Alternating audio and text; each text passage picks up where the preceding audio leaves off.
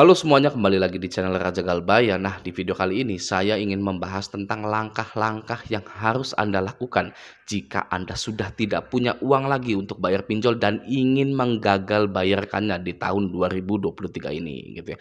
Harus waspada, jangan sampai salah langkah. Oke, kita intro dulu 5 detik yuk.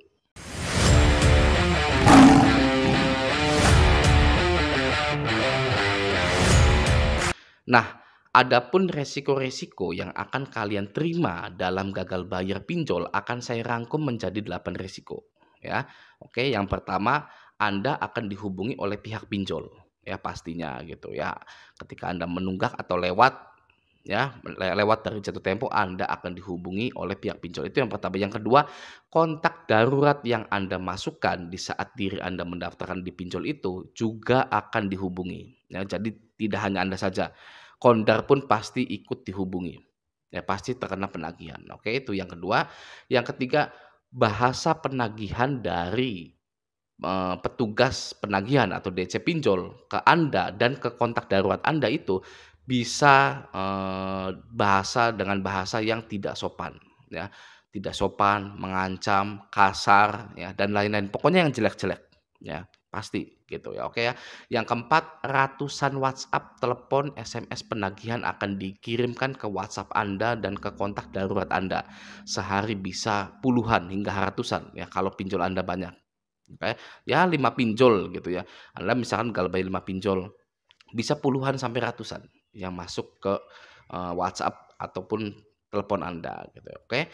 Resiko yang kelima, WhatsApp Anda dan HP Anda bisa error atau lemot ya, karena Anda telah dikerjai oleh DC-DC pinjol dengan cara mengirimkan pesan-pesan santet WhatsApp ya, ke WhatsApp Anda itu yang mengakibatkan HP Anda lemot dan error, pasti Anda pernah.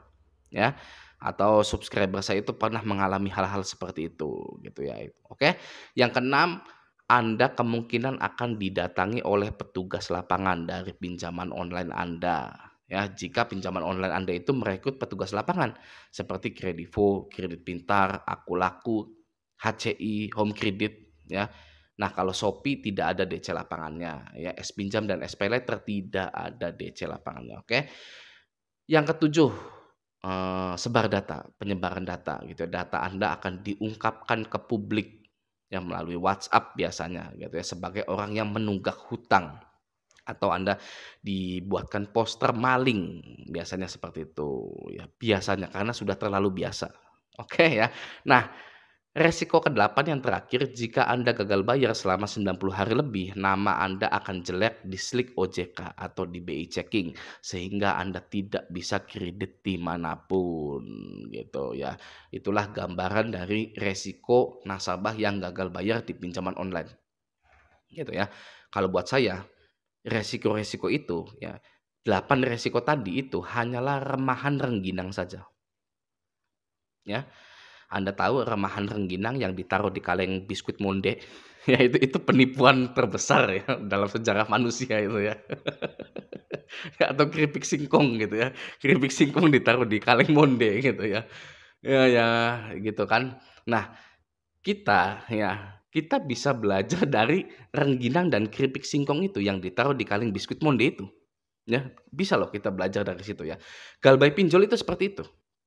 Galbay pinjol itu seperti itu. Galbay pinjol itu luarnya saja, bungkusnya saja yang wow, oke, padahal isinya rengginang atau keripik singkong. Oke, contohnya seperti ini ya, kita ibaratkan kaleng Monde itu penagihan dari DC yang memakai bahasa yang tinggi, oke. Tim verifikator, ya, tim legal kami, tim audit perusahaan kami, ya, sedang makan rengginang. Jika Anda tidak segera membayarkan pinjaman online Anda, maka Anda dianggap sebagai nasabah one prestasi dan kami sepakat untuk menaikkan data Anda menjadi data nasabah yang bermasalah sehingga kami akan menempuh jalur yang sudah semestinya. Gitu ya. Bahasanya itu sukar dipahami ya bagi orang-orang awam gitu karena market pinjol itu yang menengah ke bawah gitu ya. Sukar sekali dipahami, bahasanya terlalu tinggi gitu ya. Nah, Kalau orang yang baru main pinjol dan galbay ya, orang yang menerima penagihan seperti itu pasti ketar-ketir, pasti ketakutan gitu ya. Makanya ya menjadi permasalahan penagihan pinjol itu gitu ya. Karena penagihan itu ya yang tadi itu yang bahasanya tinggi itu ibaratnya kaleng biskuit monde gitu ya. Wow gitu loh. Tapi setelah nasabah ini gagal bayarnya sudah menuju 3 bulanan, 4 bulanan, 5 bulanan ya, stay galbay gitu ya. Nasabah ini merasa heran gitu loh, kebanyakan ya. Nasabah ini merasa heran bahwa selama ya beberapa bulan ini setelah galbay tidak terjadi apa-apa dengan dirinya gitu loh. Saya masih sehat-sehat saja gitu loh. Barulah di situ mereka sadar bahwa biskuit monde itu ternyata isinya rengginang dan keripik singkong gitu ya. Ternyata bahasa-bahasa penagihan mereka yang sukar dipahami itu, yang bahasanya tinggi-tinggi itu ternyata tidak asli, bukan biskuit monde asli ya, gitu ya. Ternyata ketakutan saya itu tidak terjadi ya. Apa yang saya takutkan pada saat awal-awal galbay itu ternyata tidak terjadi apa-apa dengan saya gitu ya. Begitulah ya kebanyakan gambaran orang yang ketar-ketir saat galbay pinjol, ya, tapi stay galbay dan berlalu gitu ya. Sudah berlalu saja gitu kan ya ternyata gitu kan ya. Wah. Nah, makanya setelah mereka itu melewati fase-fase seperti itu ya, ketakutan itu sudah lewat fasenya, maka akan ada 2 tipe orang yang menyesal setelah mereka itu tahu galbay pinjol itu tidak mempengaruhi hidup mereka. Ya, ada 2 tipe ya. Tipe orang yang pertama, menyesal karena tidak menguras habis pinjolnya. Ya, dan biasanya orang dengan tipe ini cari-cari pinjol lain untuk digalbaikan, karena orang ini merasa tidak mau rugi, gitu ya. Atau walaupun datanya sudah busuk, nah tetap ninjol terus berharap ada pinjaman, itu ya. Tipe orang yang pertama yang, menyesal karena tidak menguras habis pinjolnya, ya. Setelah mengetahui bahwa gagal bayar itu, ya, tidak masalah gitu. Maka maka dari itu terciptalah ya jasa gestun, jasa joki pinjol, ya apalagi yang pasti-pasti penipuan gitu ya. Karena galbay pinjol itu tidak masalah gitu loh ya. Orang yang sudah galbay 20 aplikasi tidak terjadi apa-apa dengan saya gitu kan. Wah, saya mau cari uang gitu ya dengan mengklaim dirinya bahwa saya ini ahli pinjol gitu, "Sini data-data kamu," gitu ya, "data-data kamu sini," gitu, "saya ajukan," gitu, "bisa cair," gitu. Ya oke itu tipe orang yang pertama. Tipe orang yang kedua yang paling, mengenaskan, yang paling menyedihkan, sedih sebenarnya ya, yang menyesal setelah jual hartanya untuk bayar pinjol, ending-nya tetap saja galbay, ya. Sudah jual harta untuk bayar pinjol, mempertahankan pinjol, ambil lagi ending-nya tetap galbay. Ya, setelah galbay, ya, beberapa bulan kemudian dia sadar nggak terjadi apa-apa, makanya jadinya bengong, ya, sering bengong orang yang sudah jual harta, ya, sudah berpisah dengan pasangannya gitu, sering bengong, ya. Kenapa saya dulu jual harta saya, kenapa saya dulu, ya, bercerai, kenapa saya dulu berani malu ke teman saya pinjam uang sampai berantem karena nggak dikasih, gitu ya. Ada lagi kenapa saya dulu dalam kepanikan saya melepas harta saya, menggadaikan sertifikat rumah saya. Seperti itu ya. Ya ya memang ya pinjol itu memang tidak ada kebaikan di dalamnya gitu ya. Pasti ujung-ujungnya gitu, ujung-ujungnya itu menyengsarakan gitu. Oke ya. Nah, sekarang apa saja langkah-langkah yang harus diterapkan ketika Anda baru gagal bayar di suatu pinjaman online? Oke. Saya akan melawan kata dari 8 resiko tadi yang sudah saya sebutkan di awal itu. Ya, saya akan melawan kalimat tersebut gitu. Oke, yang pertama, Anda akan dihubungi oleh pihak pinjol. Solusinya adalah ganti akses diri Anda mulai dari WhatsApp, nomor telepon, sosial media, dan email. Oke, jangan sampai pinjol bisa mengakses atau menghubungi diri Anda. Oke, ya itu yang pertama ya. Anda akan dihubungi oleh pinjol, solusinya adalah ganti semua akses ke diri Anda, mulai dari WhatsApp, telepon, ya, sosial media. Oke, boleh nggak Bang ganti nomor HP ketika galbay? Boleh, ya. Tidak ada aturannya di OJK seorang nasabah tidak boleh mengganti nomor teleponnya. ya. Jadi boleh. Oke, itu yang pertama. Yang kedua, kontak darurat atau kondar yang Anda masukkan di saat diri Anda mendaftar di pinjol itu juga akan dihubungi. Solusinya, Anda jujur ke kontak darurat itu ya. Kalau misalkan itu teman kantor, ya Anda harus jujur ya bahwa Anda minjol dan minta tolong ke mereka untuk bilang tidak kenal sama sekali dengan Anda, titik. Ya, karena DC pinjol itu menyangka Anda memasukkan kontak darurat fake yang Anda itu dapat dari manapun, dari antah berantah gitu ya. Karena ketika, kondar ini jujur ya, kondar ini, polos gitu ya, mengatakan, "Oh iya ya nanti akan saya, bantu ya, sambungkan." Pasti akan selalu diteror dan mengganggu dan bisa memecah belah ya pertemanan Anda gitu ya. Maka dari itu Anda jujur ya kepada kontak darurat Anda, lalu Anda minta tolong untuk bilang kepada siapapun yang menanyakan saya, bilang tidak kenal agar DC pinjol itu tidak lagi menghubungi dirinya, kondar itu gitu ya, oke. Itu yang kedua. Yang ketiga, bahasa penagihan dari DC pinjol ke Anda dan ke kontak darurat Anda itu bisa tidak sopan, mengancam, kasar, dan lain-lain gitu ya. Kalau kita mau melaporkan itu bisa, tapi capek, nggak usah lah. Ya ngapain, hal sepele, ya hal sepele seperti itu. Percaya saya itu adalah hal sepele, bahasa-bahasa kasar gitu ya. Caranya, solusinya Anda abaikan atau ya kalau Anda sudah ganti nomor, Anda tidak akan menerima penagihan dari pinjol itu, gitu ya. Misalkan Anda sayang dengan nomor Anda, ya sudah abaikan. Ya, Anda mau mempertahankan nomor Anda yang sudah Anda pakai ya 45 tahun itu, ya kan ya. Ya sudah abaikan. Oke ya. Atau Anda ganti nomor, ya sudah Anda tidak menerima, penagihan itu, oke. Yang keempat, ratusan WhatsApp, telepon, SMS penagihan akan dikirimkan ke WhatsApp Anda dan kontak darurat Anda. Ya, sehari bisa ratusan, ya.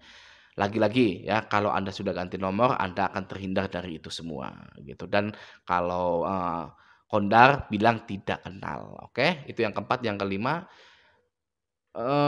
WhatsApp Anda dan HP Anda bisa error atau lemot karena Anda dikerjai oleh DC-DC pinjol dengan cara mengirimkan pesan-pesan santet ke WhatsApp Anda yang mengakibatkan HP Anda error. Bagi yang belum tahu ya, saya pernah ya, tahun 2019-an apa 2020 gitu ya. Saya pernah, ngerjain DC pinjol itu marah ya, lalu dia itu kirim suatu pesan gitu sehingga membuat HP saya itu lemot, semuanya lemot gitu ya, semuanya lemot ternyata, kuncinya adalah ada di WhatsApp itu, gitu ya. WhatsApp itu langsung saya uninstall dengan keadaan lemot HP saya, langsung saya uninstall ya, saya matikan HP-nya, saya nyalakan lagi, bener lagi. Gitu. Bagi Anda yang, HP-nya tiba-tiba lemot gitu ya, atau WhatsApp-nya itu kalau dibuka keluar lagi, dibuka keluar lagi gitu, biasanya ada yang seperti itu ya gitu. Itu Anda hanya perlu menghapus pesan dari itunya saja, dari pengirim itu ya, itu Anda clear chat semua gitu ya, atau nggak usah dihapus, nggak usah di-uninstall gitu WhatsApp-nya gitu, Anda clear chat gitu ya, oke ya. Nah, selain itu Anda juga harus menghapus aplikasi pinjolnya gitu ya, karena barangkali ada pinjol ilegal ya gitu ya, atau ya pinjol yang legal juga gitu ya, lagi nakal gitu kan, lagi mumet karena tagihannya itu gitu kan ya, dan niat gitu ya mengirimkan virus ke HP Anda. Itu Anda harus hapus ya, aplikasinya. Oke, yang keenam, Anda kemungkinan akan didatangi oleh petugas lapangan dari pinjol gitu ya. Ada 2 cara jika Anda didatangi oleh DC pinjol gitu ya.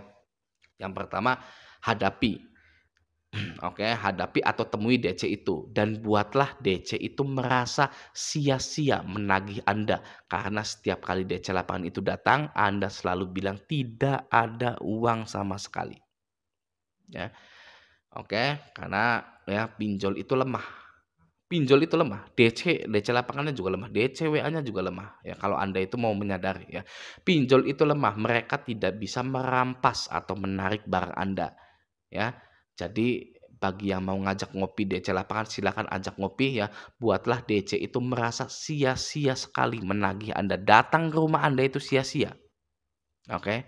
Nah, itu cara yang pertama. Cara yang kedua, jangan ditemui, ya, biarkan saja di luar gitu. Itu juga termasuk cara, biar DC-8 itu merasa sia-sia ke Anda, karena tidak ada orang terus di situ.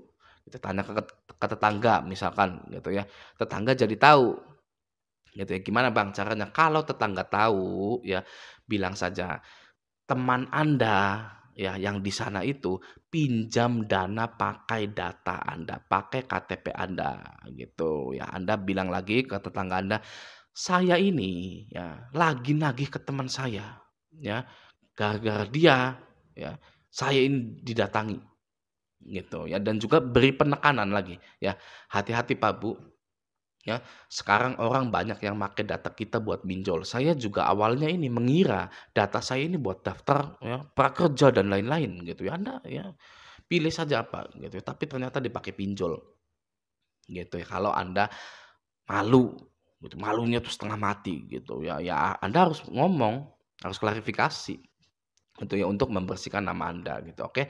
Itu yang keenam. Yang ketujuh, sebar data ya. Data Anda diungkapkan ke publik sebagai orang yang menunggak hutang ya gitu. Jika penyebaran data itu melalui WA ya, kebanyakan memang melalui WA gitu ya. Anda bikin WA baru lagi mengatasnamakan perusahaan pinjol tersebut yang meminta maaf karena salah orang ya, dan Anda kirimkan ke semua kontak Anda lagi yang terkena penyebaran data itu ya. Bersihkan nama Anda dengan cara itu ya. Anda bikin WhatsApp ya, WhatsApp bisnis gitu ya. Apa nih pinjolnya nih, ya kan. Yang sebar data kan biasanya pinjol ilegal. Misalkan Dana Setan, Dana Setan Anda download logonya ya, Anda ketik ya, "Wow, kami mohon maaf atas nama ini tidak pernah berhutang dengan kami," gitu ya. Itu cara membersihkan nama Anda, gitu ya. Nah, resiko yang kedelapan yang terakhir, jika Anda gagal bayar selama 90 hari lebih, nama Anda akan jelek di Slick OJK atau di BI Checking gitu ya, sehingga Anda tidak bisa kredit-kredit dimanapun, oke. Saya nggak usah bahas ini ya terlalu lama karena ya udah gitu ya, Slick OJK Anda jelek, kita tidak bisa, mengakali yang namanya sistem gitu ya. Ini tuh sistem, Slick OJK atau BI Checking itu sistem gitu ya. Ya sudah, ya kita terima, Slick OJK Anda, Slick OJK kita jelek gitu ya. Artinya Anda kerja yang giat, cari uang yang banyak, oke? Bukan cari hutang-hutangan lagi. Oke ya, gitu ya, oke ya. Nah, segitu dulu video kali ini, semoga bermanfaat, sampai jumpa di video selanjutnya.